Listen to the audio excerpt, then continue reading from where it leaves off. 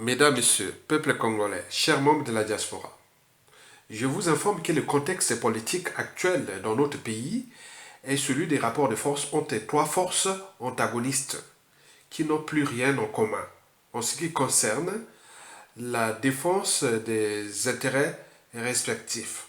Parmi ces trois forces figurent 1. Le peuple congolais, 2. Le dictateur Denis Sassou Nguesso et son système, 3.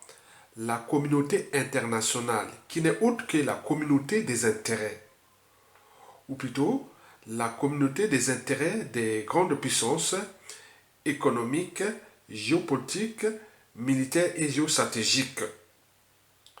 À l'échelle de notre pays, il s'agit d'abord des intérêts vitaux de la France-Afrique et par translation de la France et donc de l'Occident. Par ailleurs, aucun chef d'État, qu'il soit de fait comme les Denis Sassou Nguesso, le dictateur, ou de droit, comme le fut le cas du professeur Pascal Lissouba, paix à son âme, n'a le monopole de ses soutiens extérieurs, c'est-à-dire de la communauté internationale. Le tout dépend de la situation politique de votre pays, c'est-à-dire de la volonté du peuple souverain à défendre ses intérêts. Par ailleurs, dans le contexte politique actuel de notre pays, il est important de vous le rappeler ou de vous présenter les interactions ou les rapports entre ces trois forces précipitées ou en présence dans le peuple congolais, 2. Le dictateur et 3. La communauté internationale. Ces trois forces forment en fait un triangle, quel qu'il soit.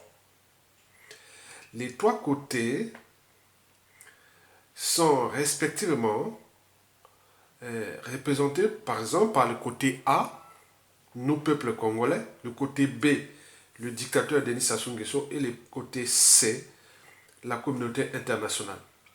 Faisons maintenant la lecture de ces rapports, des rapports entre ces trois forces et leur signification, c'est-à-dire leur interdépendance ou leur impact et conséquences en ce qui concerne la défense des intérêts mutuels. Bon, donc nous avons le côté A, B et C. Côté A, c'est d'abord nous, peuple congolais. Est-ce que nous sommes capables, individuellement et collectivement, tant au niveau civil, politique et militaire, à défendre nos intérêts? Parce que nous avons ce principe-là, le principe de souveraineté. Les peuples sont souverains. Est-ce que, historiquement, depuis 1997 jusqu'à nos jours, est-ce que nous avions individuellement, collectivement, la Libye est résolument engagée sur la voie de la réconciliation nationale, prélude à la tenue d'élections libres, démocratiques et apaisées.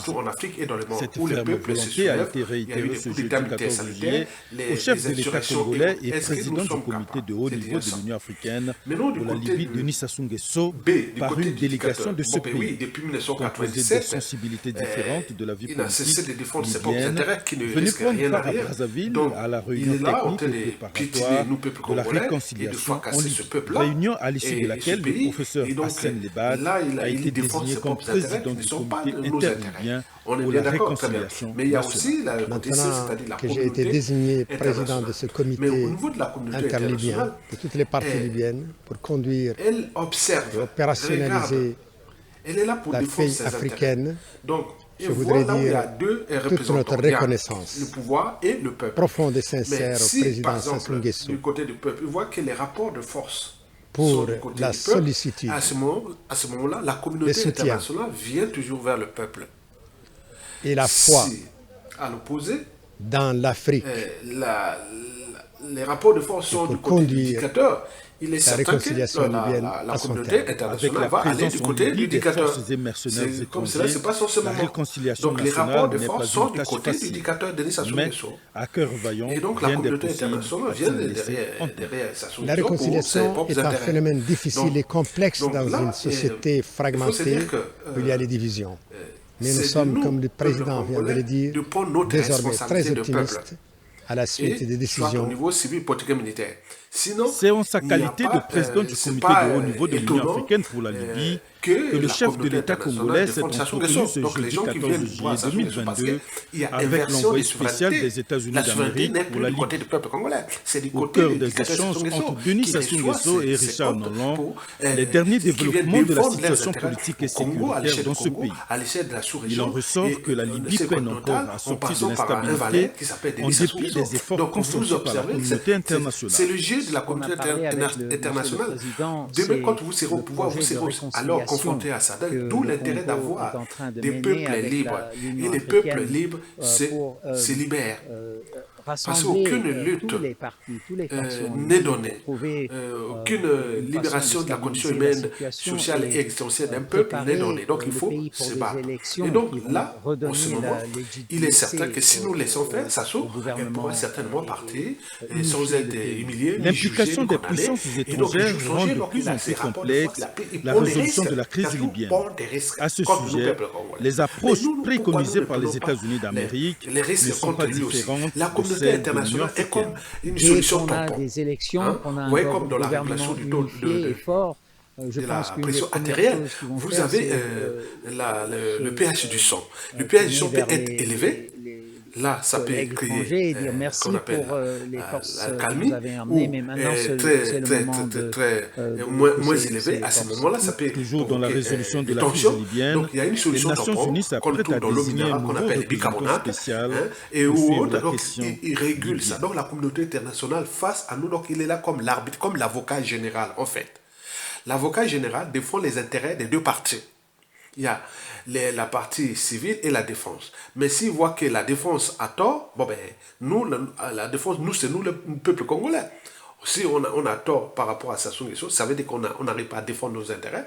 Et il est certain que l'avocat général va nous condamner, laisser la partie civile de Sassou Nguesso. Donc on peut multiplier les exemples comme ça. Donc nous sommes dans la situation des régulateurs qui est déjà la communauté internationale, qui font que ses intérêts, et nous, peuple congolais, on doit prendre notre responsabilité.